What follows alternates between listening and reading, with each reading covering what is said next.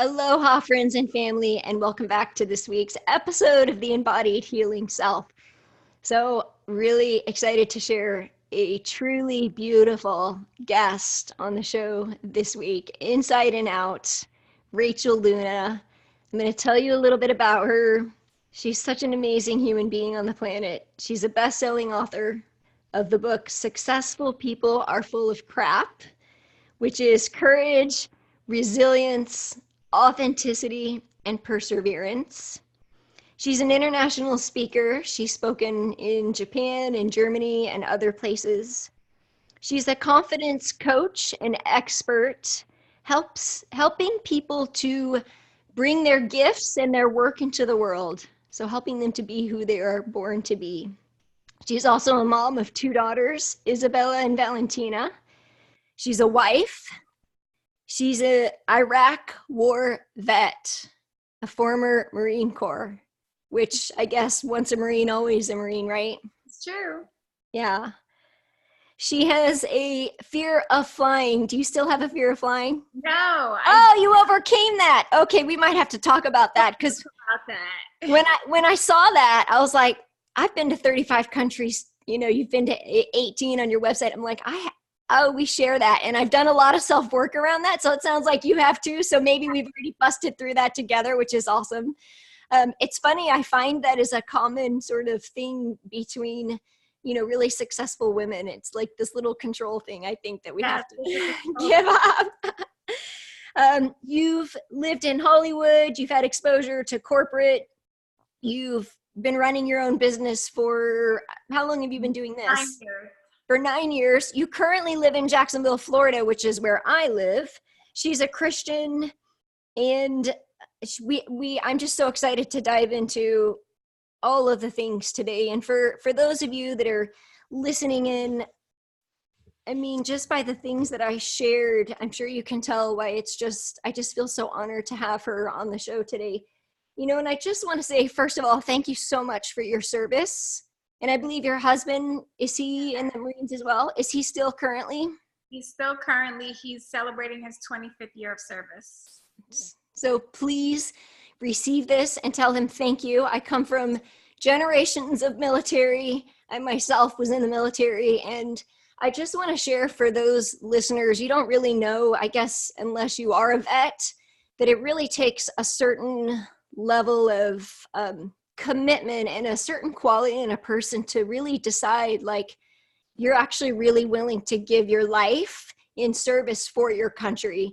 And it's without any expectation in return. And as I am a vet and I come from, generations of military, I just really want to honor you for a moment and just say thank you, because I see that part of you that maybe not everybody can relate to. And I just really deeply, deeply thank you for that decision, for that commitment that you made. The feeling is mutual, it goes both ways. And I also, thank the families of service members, because it's such a hard job for them as well, especially the children who don't ask to be born into that lifestyle. So yeah, for the taxpayers in the United States, thank you. Yeah, it's a collective, right? Like, it's all a collective energy that comes together for the good of everyone. That's right. So I really just wanted for you to really receive that and thank you for your service. Now, I want to just jump in by saying, statistically, your childhood was not an easy one. And so when I share, like, all of the success that you've had in your life and all that you've come through, you've had a lot of breakthrough moments in your life, but you also come from a family you grew up in New York, and you lost both of your parents. Yes. To AIDS, and your family was separated. Yes. And so when I look at your story and I hear, as a coach, other people's stories, and I really want to just bring the listeners in on this, like, you have a tattoo that says, what does your tattoo say? It says decisions determine. I have 2 tattoos. I have one on my leg that says decisions determine destiny. Yeah. And I have another on my forearm that says, and I will listen. The first tattoo, decisions determine destiny, has a ribbon wrapped around it that says USMC, United States Marine Corps. And I got that tattoo because I realized that the decision to join the Marine Corps really led me to the life that I have today, right? I met my husband, I have my children, took me all over the world and allowed me to really live out some of my wildest dreams. The tattoo on my forearm that says, "And I will listen," is kind of a double reminder. The first, it reminds me that God is always listening, because many of us know the verse, Jeremiah 29:11, "For I know the plans I have for you, plans to prosper and not harm." But Jeremiah 29:12 says, "And then you will come to me in prayer and I will listen." And so it's a reminder to, at any point in my day, I can always come to God in prayer and he is listening. And as a coach, the greatest gift I can give my clients is not advice, but listening. And not listening to respond, but listening to understand. Because when I understand them, then I can show up and serve better. So it's just a reminder to keep listening to my clients, listening to the voice of God, and that God is always listening. I love that. Thank you for sharing that. I didn't know about the second one. I knew about the first one. And actually, before we got on this call, we were just sharing how you made a prayer request yesterday, which has already been answered for you today. And the scripture that came through for me today was, "What things soever you desire when you pray, believe that you will receive them and you shall have them." Mark 11:24. And so, that's just the listening and the believing and the receiving, I think, is just so powerful. So thank you for sharing that with me. And I want to just kind of go back a little bit to the decisions determine your destiny, because, statistically speaking, your childhood, you could have gone either way. You could have made so many other choices, but there was a moment in your late teens, at some point in time, well, you had to have been an adult, where you decide to enlist into the Marine Corps. So tell me a little bit about the things that were happening in your life and where you could have gone versus the decision that you made in that moment that altered the course of your life. Well, really, it was a decision that I think God made for me first, because when my biological mom passed away and my father gave me up, I went to live with my godmother, who was upper middle class. We were not rich by any stretch, but she provided things like private school and dance classes and vacations and things like that. Whereas my other siblings, who were all kind of dispersed, they grew up in poverty. And so right away I had this quote unquote unfair advantage compared to my siblings. That's not to say that I couldn't. My sister that I grew up with, my godmother's daughter, she dropped out of high school. We have completely different lives, but we grew up in the same household. And I think that was because, one is that my godmother, well, I call her my mom, but my mom always was very you have to graduate college. You have to do well, because all these people are looking at me and they're waiting for you to fail. They're waiting for you to get pregnant so that they could say that I didn't do a good job. And so it was this pressure of I knew there was an expectation that I did well, because so many people were waiting to see me not do well. Yeah. And I never realized that consciously. It was just an inner knowing. But the more I tell this story, the more I realize oh, well, that's why, because I didn't want to let my mom down and I didn't want her to look bad. So a lot of my life was based around the opinions of other people and living up to the expectations of other people. So joining the Marine Corps, I'm very petite. I'm 4'11" and a half. And I always felt like I had something to prove. I don't know why.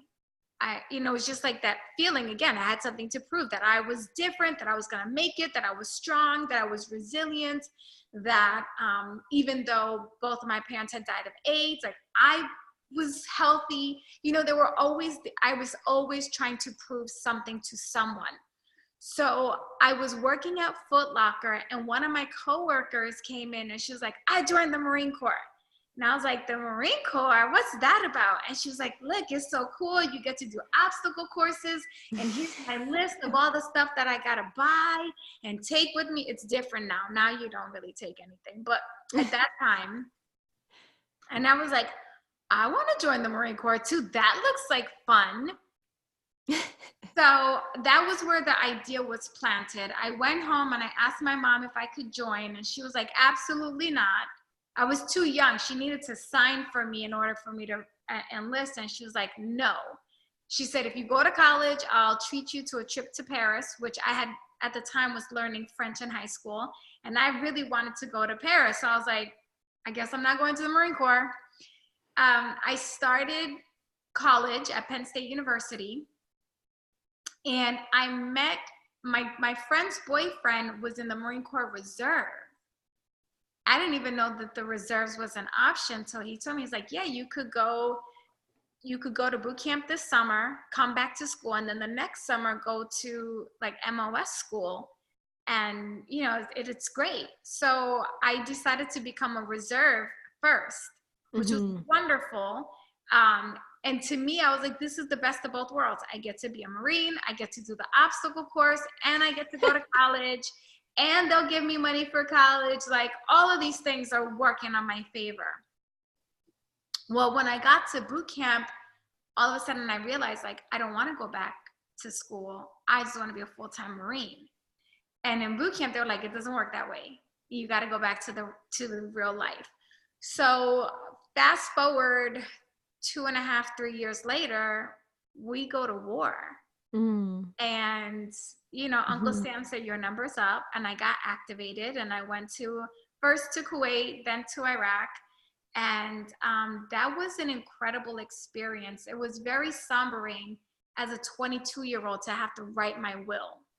And I had my 23rd birthday in Iraq, which was also very cool and interesting. And when I came back from the war, I found that I had a failure to integrate back into society. At the time, I had already graduated college, and I was working at Toyota Motor Sales, their national headquarters. And at the time, I was in the sales department. So everything revolved around spreadsheets and numbers, which was ironic because I never really enjoyed math. But I was good at my job. And I remember getting back, and things that mattered were so trivial. For example, one of the reports, the staple had to be in just the right, not on the left side like you would traditionally. The staple had to be on the right side, because the way the president of the company read the report, like that's how he liked it. And if you put it on the wrong side, it was distributed to like 32 different people in the company. It was like the biggest thing. And I remember thinking, no, there has to be more to life than this. Like, this isn't right. So I found my way back to active duty. I ended up working in Germany at the Wounded Warriors Battalion. That was where really my eyes were open to the fragility of life, which you would think, having lost 2 parents to AIDS, I would have been hip to the game on how fragile life is, but I wasn't until I saw those kids coming into the hospital. Kids with their faces completely burned off. Like, I can't even describe it. One of my patients had lost both of his legs, all the way up to like the hip, practically, a part of his penis. All the remaining bones were broken. I mean, it was just, but to see this kid still smile. And he walks now with, you know, prosthetics. Amazing. He walks now. But that really reinforced to me that I was supposed to be doing something of higher service for people. Yeah. And it wasn't going to be found in a spreadsheet or in numbers. Ironically, I help people with sales and marketing and confidence. And so there still are spreadsheets and numbers. I can't get away from them. But I recognized that there was more, and I wanted to help people find the more. Yeah. Oh, I love your story. It's so powerful. Thank you for sharing. And as I'm listening to your story, I am reminded of how the thing that we want or need most in our childhood is often the gift that we share in the world, because we learn what it takes to need that and to give that. And so I even just the as I'm listening to your story about your childhood, and like there's this expectation that you have to go to college because you're living up to everybody else's expectations and you want it to be good enough. And then there's a part of you that is, you're interested in obstacle courses, which I think is really funny. And I think that there's kind of like a, something there, because now you're a confidence coach. And by the way, to the listeners, like, I know, because I've been following you, that confidence is really is inner work. Like it is, we're not just talking about like the confidence just to go do something. You're a healer, and you didn't say that, but you are a healer in many ways. You are here to be of service. You're here to be a messenger of God in the world. And you do this in your own way. You've done this through writing your book. You do this through speaking on stages. You do this through your faith activated program, you have a women's prayer circle. You have many offerings, which I'm going to invite you to share at the end of the show. But I just want to say, because some people think of confidence in one way, but your idea of confidence is like multi-layered, and it's very, very deep. It is not just wear your favorite shade of lipstick or stand taller or go get your nails done and get a cute outfit. Like those things absolutely do help with confidence.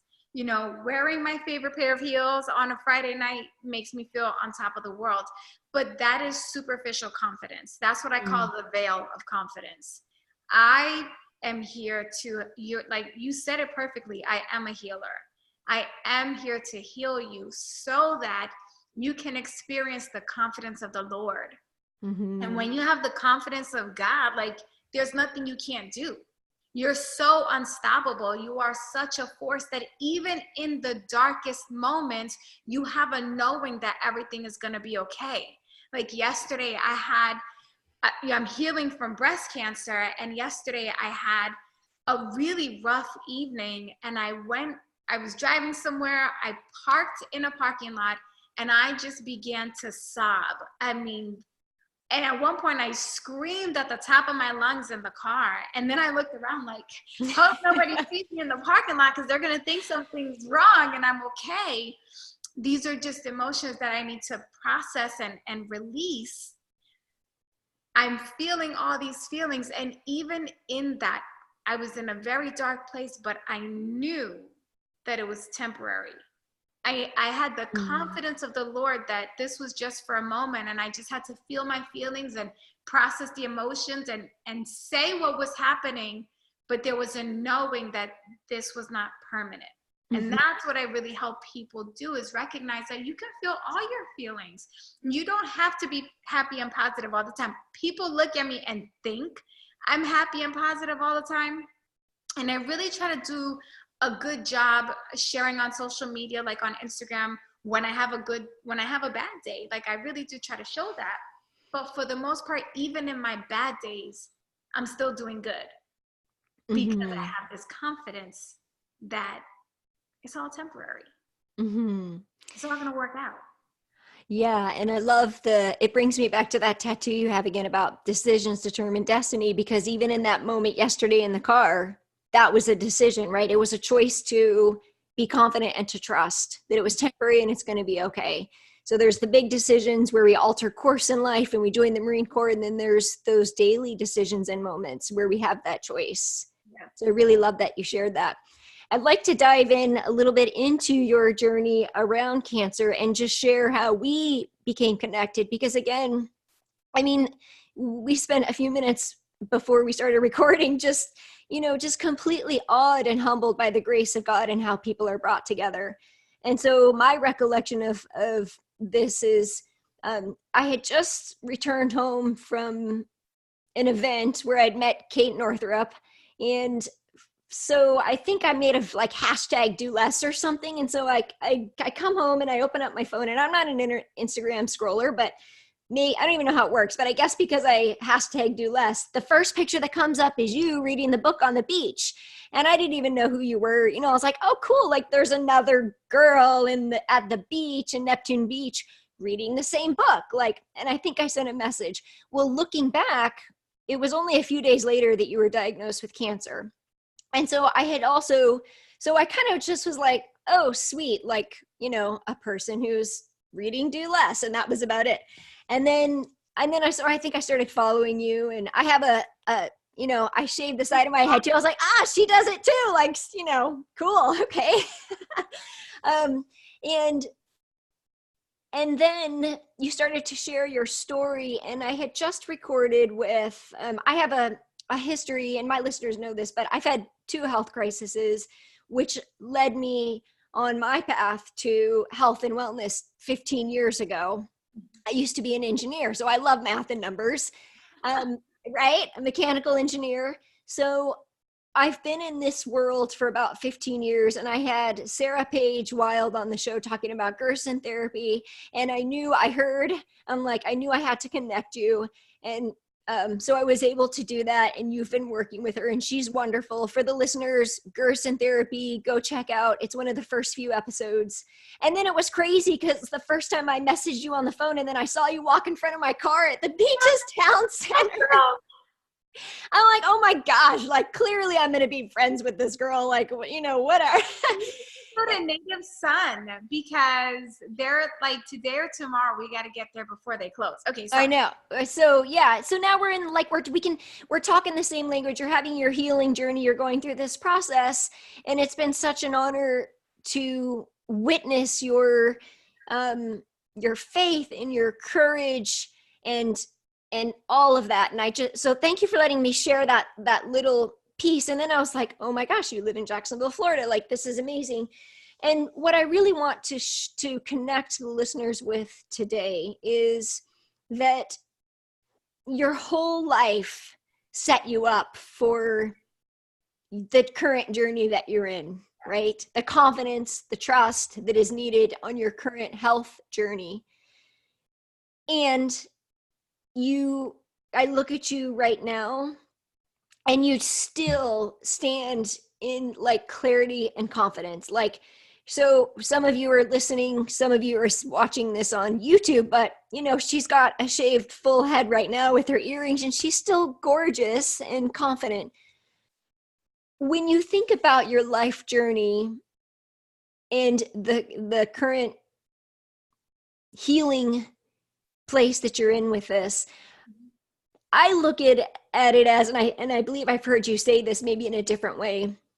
I had quite a few of the healers on the show have had a health crisis. Mm-hmm. And one lady I had, her name is Barbara. It was the episode Embody Your Light Body. And it was the first time I heard somebody say this, my cancer was an upgrade. Mm-hmm. And I started to realize that in my own life, my near-death experience and health crisis was my upgrade, because I was not living in a positive vibration. When you think about that, how does that feel? Like, what could you say? How does that show up in your current life? Yes, I have an immense sense of gratitude for the tumor that I found, because I had been hearing a little voice for more than a year tell me, eat better, go vegan, work out. There's inflammation. And I remember like joking about it with a girlfriend, like, oh my gosh, the inflammation is real today. But then going into my pantry and shoving my mouth full of chocolate and drinking coffee. And I was working so much, and it wasn't even productive work. It was busy work. I was doing all these busy things. I was surviving on coffee and chocolate. And I kept hearing a voice like, hey, you should make a change. You should make a change. But I just ignored it. I was very disobedient.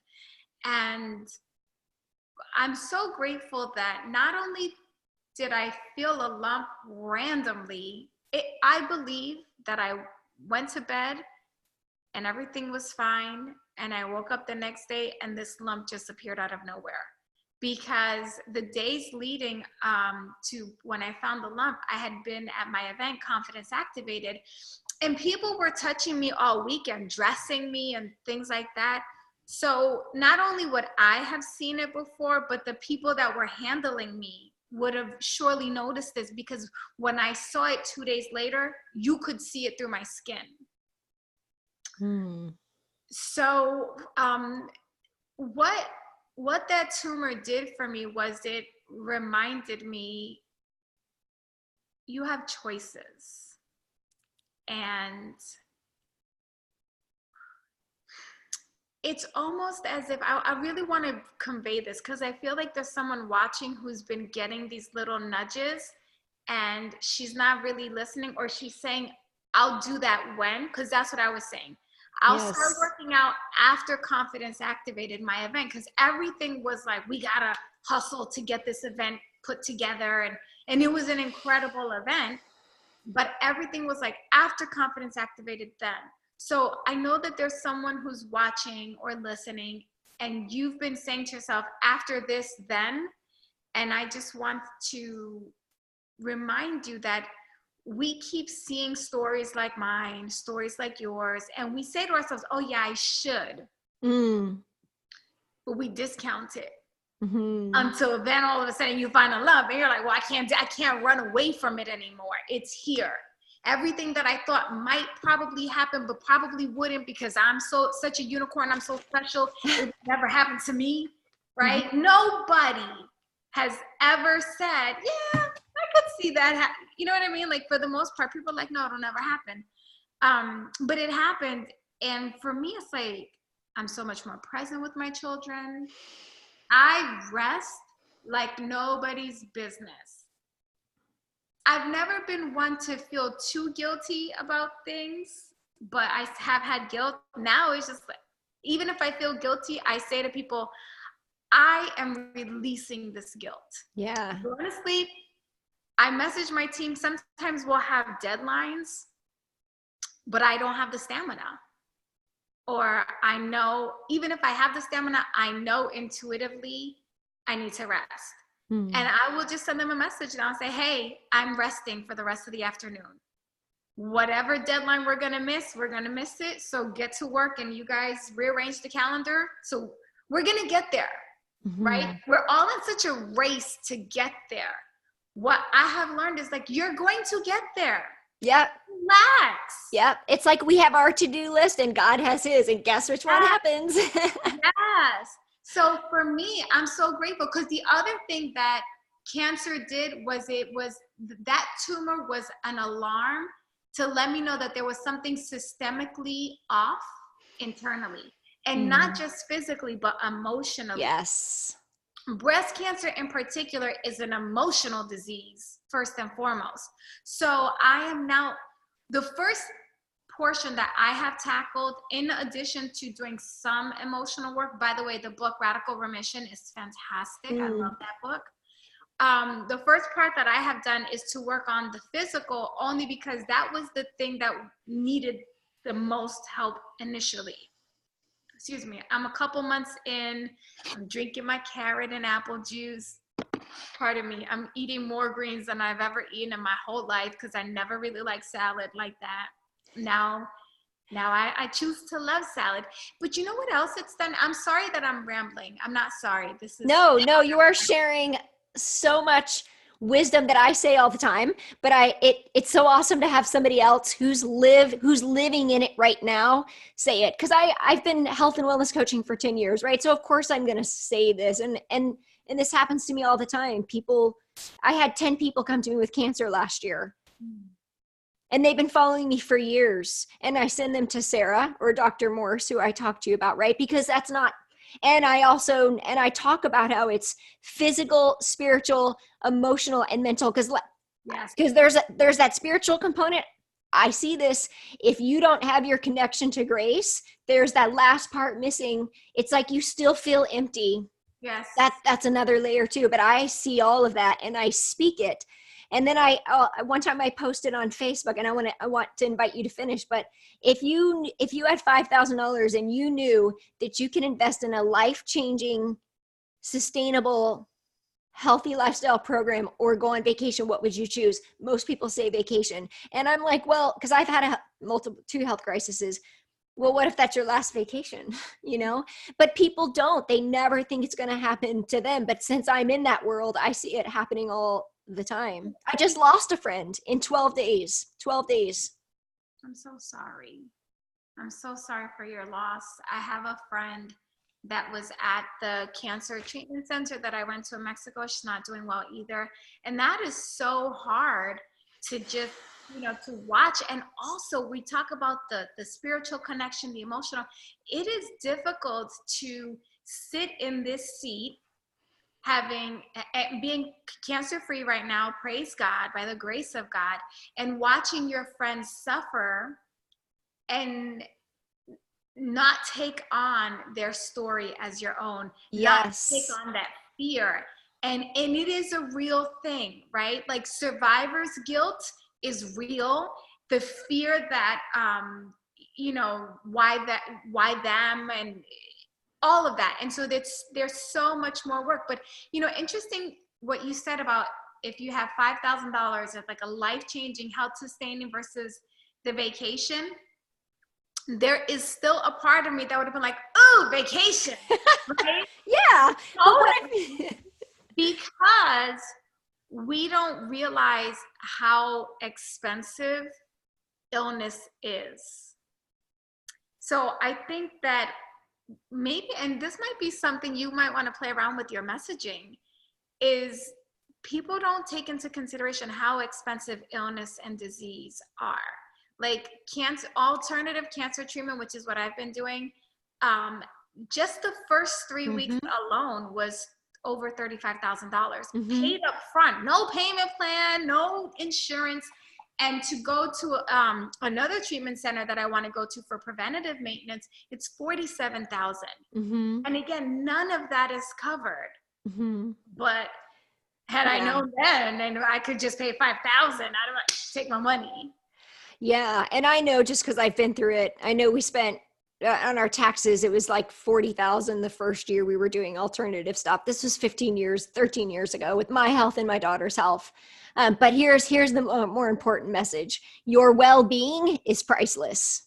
Yes. That's really what it's about. I mean, if somebody were to ask me, and I'm sure you would say the same thing, all the things that I did and learned in my own journey and healing my daughter and myself, I would do it again. And I would give up everything, because my well-being is my quality of life. Like, I mean, you don't know until you lose it, right? But you know what? I want to take you kind of to this point, because before I was diagnosed, I would hear about well-being, but I was never concerned with well-being because it was so buzzworthy for me, right? I know a lot of health coaches, they were all saying the same thing. When I think of now, what I crave in my healing journey is peace. And I think that like the peace is priceless. The peace of knowing that cancer is not coming back. That price, like if I could, So on a vibrational level, peace and love are the highest vibration. So actually, I don't even do health coaching anymore because it's just the surface. The food part is really just the surface. I also do life coaching. So I really address the deeper emotional, spiritual needs. I go so many layers deep. And that is what I offer to people, is inner peace and joy. I think joy is super important because that's a choice. Decisions determine destiny, that we get to choose in this human experience. We don't have to choose suffering. Now, we could go down a whole nother road on that, right? Like you were born into not the easiest lifestyle. Suffering. Okay. So exactly. So you're an example. And I've worked with other people. When I worked corporate for Procter and Gamble, I had the most amazing, person that worked with me who came from Mexican gangs, and he broke through it and he rose up, and he was going to be the first manager leader without a college degree. Well, he was getting his college degree from the company, but his story was so amazing. My point is that what you're born into does not determine your destiny. Your decisions, like you say, we do have a choice. And it's interesting as well, you talk about suffering, because I could have suffered in my victimhood, or I could suffer in my success, right? Like in the journey towards success. Totally. So it was just like, well, which suffering do I want?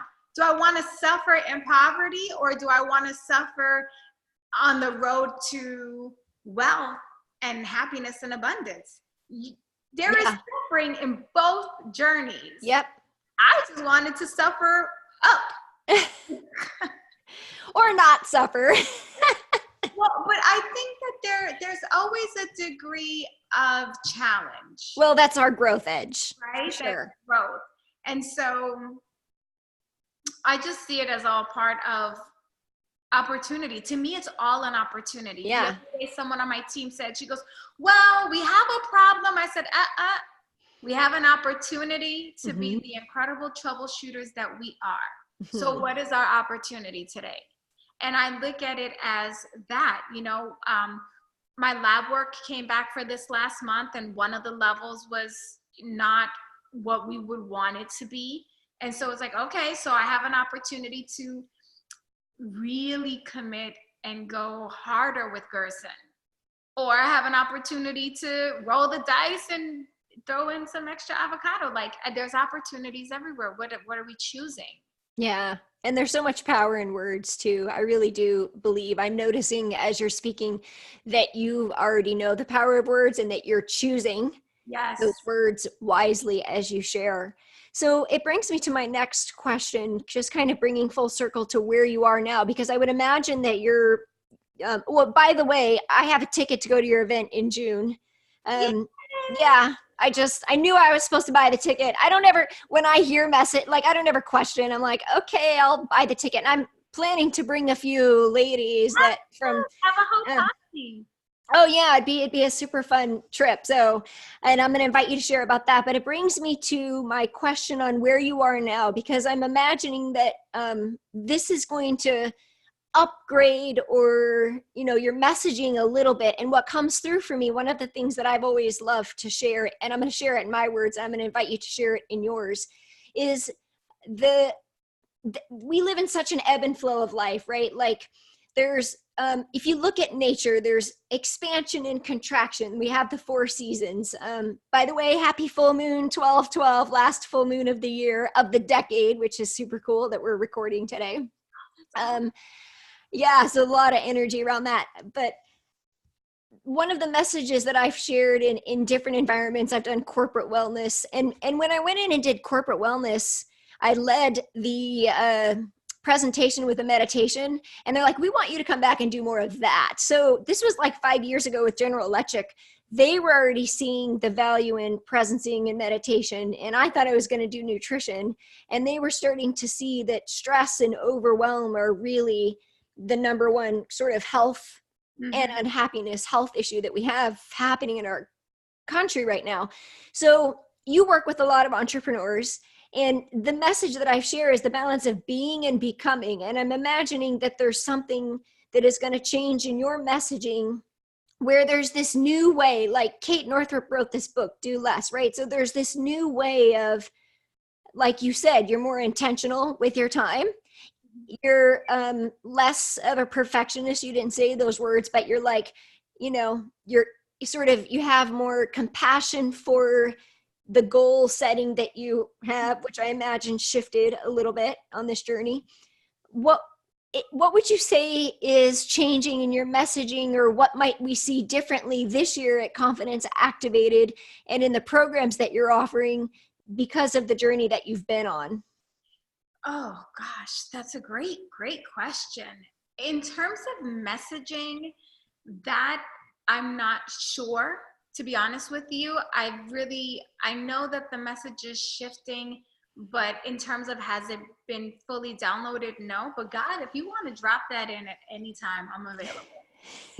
But what I do see shifting is, one thing that I think is really important for entrepreneurs is that we create opportunities in our business where we are not the sole product.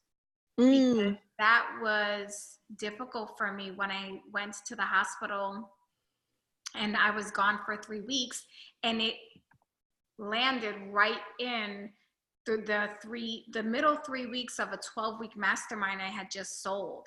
Mm. And I remember just this fear of I was going to be letting these 30 women down. I didn't have the money to refund them because I had to use all that money to pay for the medical care. And it was just this like, how am I can't be everywhere at all time. And I have to go do this healing. What am I going to do? And thankfully, I have a lot of great friends who all stepped in, and they're wonderful coaches, and I have a wonderful team. But then when I came back, I didn't want to get back to work. I didn't want to take on clients, and I still needed to generate income and revenue. And that was so hard. So part of it is creating scalable businesses that allow for you to not be the sole product. Okay, you're speaking to me. Thank you. I just had an interview to hire another VA assistant, so thank you for that. Yeah. And also one of the things that I'm living in 2019 that I was hearing very strongly is, first of all, whenever I find myself saying the word should, I'm out of alignment. I'm just going to let that word go, right? So the phrase is, just because you can doesn't mean you have to or you should. And I've been really intentional about asking myself, is this in alignment with me? Does it have to be done right now? And do I have to be the one to do it? Which you just answered all those questions because that moment gave you the opportunity to receive support, which I imagine was probably pretty humbling because you're receiving support in your healing and your business at the same time. Yeah. And even that's something that I'm learning how to do now as well, is like receive without feeling that I'm taking too much or that I'm burdening, or it is emotionally taxing to be in a health crisis for you as the individual, but it's also emotionally taxing on your friends. What if you are constantly the Debbie Downer, or if you're always having some sort of an emotional breakdown? So being able to navigate that and really check in with, what do I need and who can I turn to? Who can I count on that has the capacity and the bandwidth to be a container for me so that I can lean on them, but they are not going to be overburdened. So, I mean, there's so many thoughts that I constantly have to work through and remind myself, like, no, I have spent my lifetime pouring into other people, giving and over giving, and probably why I got sick, because I've given so much. It's okay for me to receive. And for the person or the people in my life that can't be containers for me, well, what better time for me to find out that the season in my life is up than right now when I'm going through something where I need someone. So it's all cyclical, it's all opportunity. But to go back to the messaging part and what I see differently for 2020 is, I see the gift of slowing down. And I don't mean slow it down to like do nothing and Netflix and chill all day. I'm talking about the intentional, being intentional. Yeah, being intentional and the mental slowdown, right? And I wrote this today. I'm actually I think I posted it on Twitter, but I know I'm gonna post it on Instagram this week. Very rarely do you find rush and quality in conjunction. Never. Slow down, right? Well, I could think of yeah, but hardly ever, for sure. Right. Very rarely, if ever, are these two words used in conjunction. So it's giving yourself permission to slow down. I remember I have a multiple six-figure business, thank you, God. And I remember for years, all I wanted was a seven-figure business. And like, why am I not hitting it? What's wrong? And just like all this blaming myself and anger and frustration. And then a girlfriend of mine wrote this wonderful article in Business Insider about how like she finally made her first $1 million at age 50. And I'm 39. So I was like, man, Well, statistically speaking, women in their 50s, that's when they, well, I mean, even just in marathon runners, but because of having the babies and, you know, just like 50, I'm already seeing I'm 42 and I see our lives in 7-year cycles. So I say at 49, my kids are going to be in college doing their thing. And I'm like the last 6 years until my husband retires, I see myself traveling and speaking and hosting retreats and like, and so then it's a reminder of like just being present with where I am right now, just being present with my children and enjoying that time. Even as visionaries, I think it's a little tricky, right? We see the vision, we know we can do it, we know we're going to get there.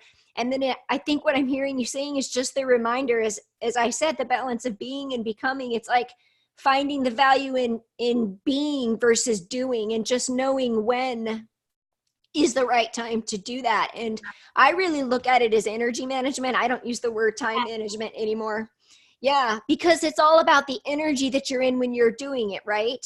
I mean, it's even like food. Like if I used to say, because I always use the words body wisdom and intuitive eating when I was health coaching, that was kind of what set me apart. Is I never told people what to eat or what not to, but I provided programs that would help them to remove inflammation, to determine what foods weren't working for them. But it's all about learning what works for you and tapping into that body wisdom. And so I would just always, you know, teach just diving in and doing that inner work. And I had a thought and it just left me, but that's okay. It wasn't meant to be shared in this moment. So yeah, I love that you shared all that. Were you in the middle of a thought before? I mean, listen, these days, I also don't hold myself up to this. Yeah. Like, I have to get it off. There's so much beauty in flow. And imperfection. Yeah. Oh, I've never been a perfectionist. I've always been on the imperfection train. I've always said done is better than perfect. Like I don't struggle with perfectionism. But what I used to struggle with so much was like forcing. And now realizing that I was forcing all these things and the pieces never quite fit anyway. Yeah, allowing and receiving. Yeah. So now it's just like, sometimes I'll be on my phone, right? Like, you know how we are. And my kid will come and try to talk. And I remember in the past, I'd still be like, or annoyed that they were bothering me. But now it's like, oh, you want to chat? Okay. And I just sit and I just look at my kid and notice the things that I was looking at my youngest daughter yesterday. I was like, oh, her face is changing. You know, like she has these chubby little cheeks, but they're kind of like thinning out, and the bridge of her nose is elongating. And those are such intricate details that I was missing for years because everything else was more important.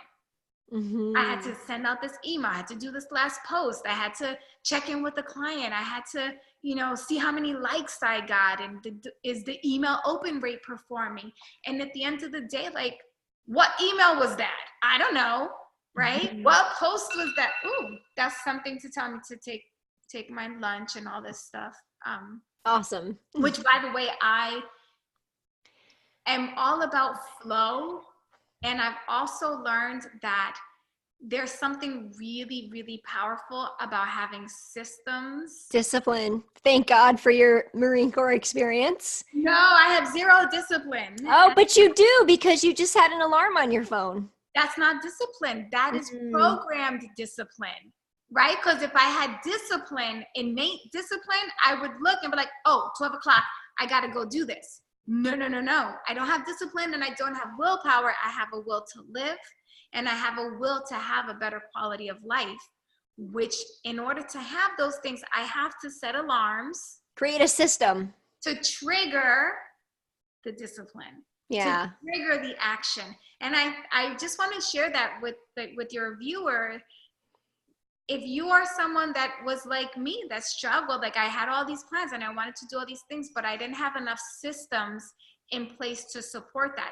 The only way I make it through a Gerson compliant day, and by the way, Google Gerson therapy. So well, one of the questions I wanted to close with, if you'd be willing to share, I've got 3 questions for you. One of them is, would you be willing just to share what your daily routine on average? I know it looks different every day, but what that is, because nobody here understands unless they follow you on Instagram or if they hear it now, the level of commitment that you have right now. And so would you just be willing to share what that looks like? So I wake up every morning somewhere between 4 and 4:30. I sleep until 4:30 if I'm really super tired. But somewhere between 4 and 4:30 in the morning, I wake up. I prepare a coffee enema. I spend about 45 minutes doing that. I come out. I make coffee and lunch for my husband, like coffee for my husband to go, and a breakfast and a lunch for him to take on the road. And then I begin juicing carrots and apples and green juice the green juice I have to drink it right away because of the enzymatic property. The carrot and apple juice I can batch and store for 2 hours, but then I have to drink them. Then I have to go back, and I'm juicing 10 times a day. The Gerson protocol, everyone is different. On average, it's about 13 juices a day. I'm only 4'11". Like, I don't even have a place to put 13 juices a day. So I drink 10 fresh, cold press. So it's not like, with washed vegetables in distilled water, okay. or I forgot to say that. So initially I was scrubbing and washing the vegetables all myself, but it was so much work. I could not do it. So thank God I was able to hire someone locally. She comes 3 to 4 times a week and she washes all the produce for me so that in the morning, all I have to do is grab it, because that was, oh my God, it was wearing me out so bad. I couldn't keep up with it. Okay. It's not like an omega juicer where you just put. Is it the Norwalk? It's a pure juicer, but it's very similar to the Norwalk. So it's a 2-step process. You put the fruit and the vegetable through the grinder. Out comes the pulp. You put the pulp in a wrap, and then you put that little wrap pack into a presser, and that's how the juice comes out. So do you get more of the fiber by taking the pulp and pressing it through, or is it just more nutrients? Do you know? More nutrients, and the enzymes stay alive longer, because when you put it through the centrifuge of like an omega, it heats up. Right. And that heat kills the enzymes. Yeah. So when you do cold press, you only have that one quick pass of heat, and that machine gets hot as well. So you don't want to juice too much at once. You just want to get like 2 or 3 juices and get out of Dodge and preserve the integrity of the produce. So I do that. I have alarms to go off because every hour on the hour, I'm taking different supplements. I take 60 individual pills a day. Are these all through Gerson therapy as well, or is this something else? So the Gerson protocol does call for some supplements, and then I was diagnosed with triple negative breast cancer, which is the most aggressive form of breast cancer. It affects 8 to 20% of women only. It has a high risk of recurrence, and so there are a lot of additional things that I do to stay cancer free. One of those things is called Apatone, which is a highly concentrated vitamin C with K3, which you can't get in the United States. So shout out to Mexico for hooking that up. Nice. I had to go to Mexico and get it and bring it back. But anyway, so I do that. Then I do another enema. Like right now, that alarm was the enema alarm. I do a middle of the day coffee enema. I have lunch. My food consists of all organic fruit and vegetables, but it's highly restrictive. So there is no nuts, no oil, no seeds, no salt, no meat, no dairy. So basically like vegan on steroids. What I miss the most is salt and oil, fat, because it's a low fat, high potassium diet. In my juice, I put potassium compound and iodine solution, and that makes sure that I get the salt that my body needs without having the sodium, because sodium, what it does is you know how like when you drink or you eat chips or something, your body gets like swelling. And swelling. Yeah. So that's what happens to your cells. Yep. They So swell. when cancer cells are swollen, then the enzymes and the things that are trying to like heal those cells, they can't penetrate because the salt has created this little cocoon. So that's the reason why we do the low sodium. Okay, so in all of the, and this is every hour on the hour, I'm drinking a juice. But you're eating 3 meals a day. I'm eating 3 meals a day and I'm having 2 snacks, but the meals are like gluten-free, organic. It's probably the way I eat. If you saw, like, everything is, you know, I mean, not the way I eat when I do my cleanse, because my cleanse is nut, dairy, chocolate, egg, soy, corn-free. You choose your source of protein, because I don't tell people, you know, everybody's got such controversial thoughts on that, but yeah, so those of you that have done the cleanse with me before, it's, you know, you're making like kale chips, or like, it's just totally like your chips become vegetables and your dips are vegetable based. And so yeah, it's so, but you have activity too. You're doing rebounding for your lymphatic system. Oh yes, I forgot about that. Right, so I wake up, it's such a, you know, when you just, it's so you're automatic. just doing it. Yeah. I wake up. Okay, so let me rewind. Before I get out of bed, I take my blood pressure and my temperature. I rebound. I weigh myself. Then I brush my teeth. Then I go do my enema. So there are. Okay. Yeah. And so, have you lost weight eating this way? I lost 20 pounds. Oh, okay. So, so what is so how long will you continue this rigorous protocol? So the Gerson therapy, you typically will do it for 2 years. And they say that 2 years is how long it takes for the liver to detox. Right. Which is what the coffee enema is for, by the way, for those listening. Yeah. And it's really important as well. Like if you are going to try some sort of a juicing diet, if you're drinking more than 3 juices a day, you need a coffee enema for every 3 juices. The reason why is that the juices help break down toxins in your body. Yep. And if you are not using the coffee enemas to get rid of it, you're overtaxing your liver. Yep. I love this. You're saying all the things I say, but you learned this through your journey. It's so awesome to have somebody else come in here and teach people. Because I had liver failure. So I know, so that's, mine was pregnancy induced, but the liver is the mother organ of the immune system. So having liver failure was no small health crisis. It was 6 years of healing. So yeah, the liver is very important. And so many things are processed that we eat through the liver. Well, alcohol, sugars, fats, salts, like all of those viruses, all those things are processed. Medication, everything. Yes. And so one of the treatments that I did is called insulin potentiated therapy, which is a low dose chemotherapy with insulin. Now what I did not know, and this is, I should have done a better job in terms of researching, but I thought that when they said low dose chemo, that it was like a different brand, like a whole other kind of like softer chemo. It's not. It is conventional chemotherapy given to you at about 30% of what you would get at the Mayo Clinic or MD Anderson. And they give it to you with insulin. What happens is that insulin sort of opens up the blood cells and it makes the efficacy of the chemotherapy more effective in cancer cells without damaging healthy cells. So, wow.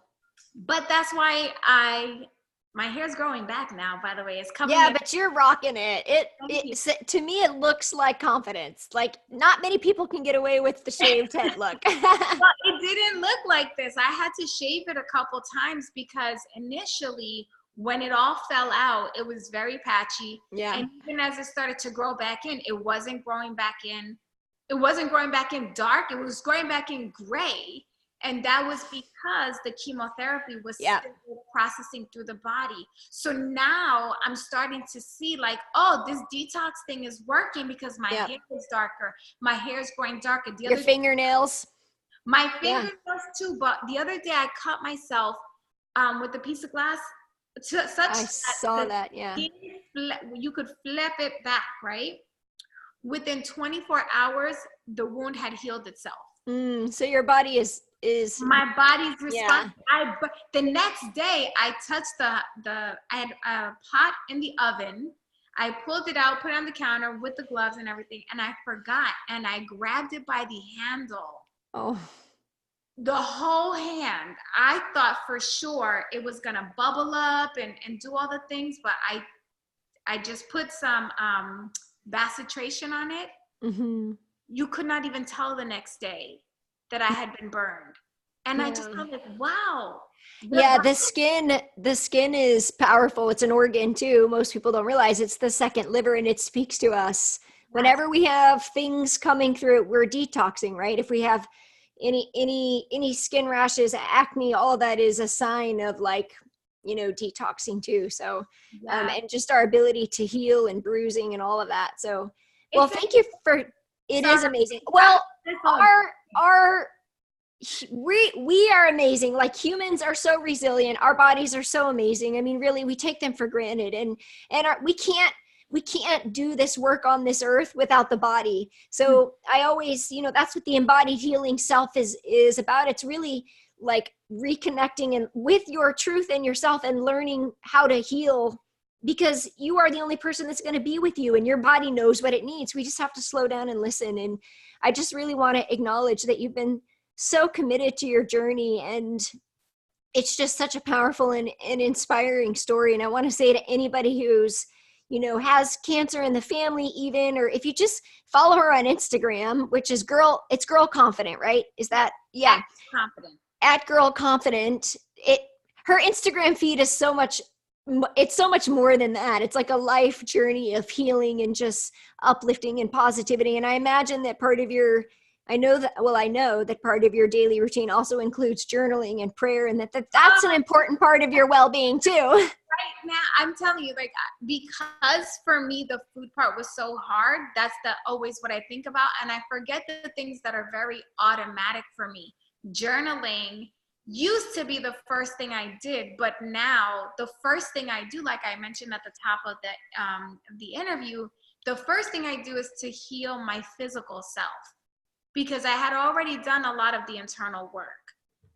In terms of, like, I journal every single day, I literally have a journal right next to me. I journal multiple times a day, and I encourage anyone who is having trouble with clarity, if you feel like your vision is unclear, if you feel stuck, if you feel like you keep wishing and hoping, but things are not changing, get into a good journaling practice, and you will start to see that the things you desire really do manifest and become part of your reality. And you have an offering for that, don't you? Oh, yes, I do. I have the faith activated journaling experience. So you can go to rachelluna.biz/faith and learn more about that. But that is my year-long journaling coaching program. So every single day I give you a journal prompt. Once a week I go live in our Facebook community. Once a month, I do a group coaching call where you can come and ask me anything. Once a quarter, I bring in other experts who are fantastic at journaling, who are, just crushing life. And the things that, in fact, one girl just messaged me today, just from one prompt that I gave her yesterday. What did she say? She said that she had journaled about wanting to gain visibility in the dance and fitness world. And then she did the prompt that I gave her. And today, someone reached out to her to ask her to do something with dancing. Like, I'm literally looking at my phone right now. It's just it's the intention. It's so amazing. And so for the listeners, because support and connection are such an amazing gift. And so to be in a group where you have a prompt that's given to you, you have a way to connect with people, it helps to keep that energy going in that. So, and what I love about journaling is it's another form, to me, it's another form of meditation or prayer. It's like a way, it's the intention of it, right? So it's healing. So some people might say, I can't meditate and sit there in stillness and quiet, and that doesn't have to be meditation. It can be journaling, it can be prayer, it can be running, it can be walking on the beach. And this is another way that is really powerful. So I do it every night is mine. I do gratitude journaling or appreciation. So not quite the same that you do, which I love what you do, because you're sparking creativity, and energetically what that does is open us up to receive. Yes, yes, yes, yes. I do a lot of gratitude journaling as well, though, in it. So Yeah. can't go wrong. No, you can't. It feels so good. I want to ask you two more questions. One is, because how we started, what we pray, what we ask for, we shall receive. What in this moment would be your prayer for the world? Gosh, my prayer for the Just world. for anybody listening to receive, maybe. I would say my prayer for the world would be that they would know the infinite love of God, and that they would know that it's always there. Like God is always there.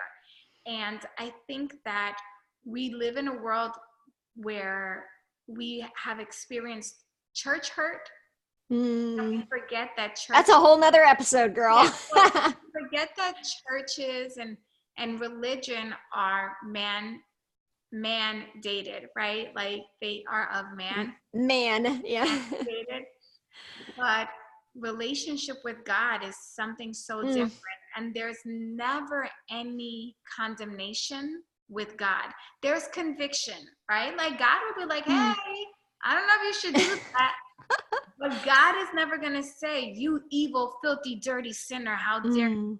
If you ever start to hear that voice on something you've done, that's from the enemy. And so I would love for the world to know that God is only ever standing by to love you and to welcome you and to receive you and to support you at any time, no matter what. If you don't even know how to pray or talk to God, all you have to say is, God, help. Yeah. And Yeah. And it's such an intimate connection. I think so for me, I think so many people are seeking the answer and it's already within them. It's just, it's leaning into it and listening and trusting it, right? Like that. Like you're saying, it's already there. Yeah. Just open up and listen. Yeah. So what is your favorite scripture? Oh gosh, I have so many because I'm a Bible girl, but these days my favorite scripture is Psalm 93:16. I will satisfy you with long life. And that was the verse that I must have read Psalm 93 a majillion times while I was, while I had active cancer in the body. And I remember praying and reminding God, because that's something that the Bible says. The Bible says, remind God of his promises. And any promise that God made to the people in the Bible, that is a promise that is still good and true for you today. So in Psalm 93, God talks about how for the person that exalts him and loves and adores him and puts him first, he will satisfy with long life. And so I tell God, you said you would satisfy me with long life if I made you my Lord and Savior. That is who you are to me. Thank you for my long life. Yeah. And like we said, believe that you shall receive, right? Yes. Yeah, which is powerful, I think, because it's taking self-responsibility. It's not just saying, you said, now do your thing. No, it's like, right. It's like, no, I believe, and so I shall receive. Well, and here's the thing. I'm also doing the things I need to do. Like exactly. I'm making a ridiculous amount of vegetables every day. I'm eating food that has absolutely no flavor, like the bland food, right? Because I understand that God has already given me the gift of healing. And I know that my responsibility is to continue to take care of this second chance that he's given me in this body. Yeah. So it's not like, oh God, you said you were going to satisfy me with long life. Let me go ahead and grab the KFC. Yeah. I'm just going to keep eating my chocolate and my coffee and going out drinking. No, it can't be. Yeah. I think that's so important. And I think, again, that's where your messaging comes through, and the confidence. It's like the confidence to know that you're worthy of receiving that and taking the action steps to make it happen. Mm-hmm. Rachel, it's been so amazing having you on the show today. Can you please share your event, and any other thing that you have coming up, and also your website? I'm going to share all of your social media plus your book in the show notes plus your event. But share, please, what that looks like, what it is. Sure. I would love for you to join me at Confidence Activated. It's taking place June 5th through 7th, 2020 in Atlanta, Georgia. And this is a 2-day event where I promise you are going to leave with revolutionary confidence. And so here's what I mean by that. You're already confident. So I'm not going to teach you how to be confident. I'm going to help guide you so that you can actually leverage the confidence that you already have to get to your next level. It comes with a money back guarantee. If you haven't had at least one breakthrough by lunch the first day, you can find anybody on my team. We'll give you your money back. That's how confident I am in that you're not just gonna have motivation, because I don't like fluffy events for me, no good. You're gonna have a weekend of transformation. The difference between motivation and transformation is that motivation is, oh, I feel good, yay, I'm excited. Transformation is, I'm excited, I feel good, I'm doing it, look at me, here, I did it. And all of that happens very quickly. Yeah. So for my listeners, I love transformation, and I'm ready for an up level. I've already had an up level in 2019. I'm ready. I'm going. So this is an invitation to my friends locally. If you want to drive up with me, like, reach out to me. My intention is to reach out to a couple of girls to come with me. We'll have a fun weekend in Atlanta. It's only a 6-hour drive, and it's an easy drive too. I've done it multiple times. We're going to have a great time. Yeah, I'm looking forward to it. And we shall connect in person soon. So, wait, share your website for the event though. Confidenceactivated.com. Okay, awesome. Yeah. And then you also have your Faith Activated. When does that open up? That opens up December 19th, I want to say. Opens up next week, and we will have it open for the month of January. So depending on where they're listening, but definitely go check out rachelluna.biz/faith. There's a lot of information on that page. We'll be able to show you how I journal, get you set up with some journal prompts so you can get the experience. Awesome, sister. Thank you so much. You're such a beautiful person inside and out. It's been an honor to have you on the show today and to share you and your story and your gifts and your service in the world. I just thank you so much. Yes, thank you.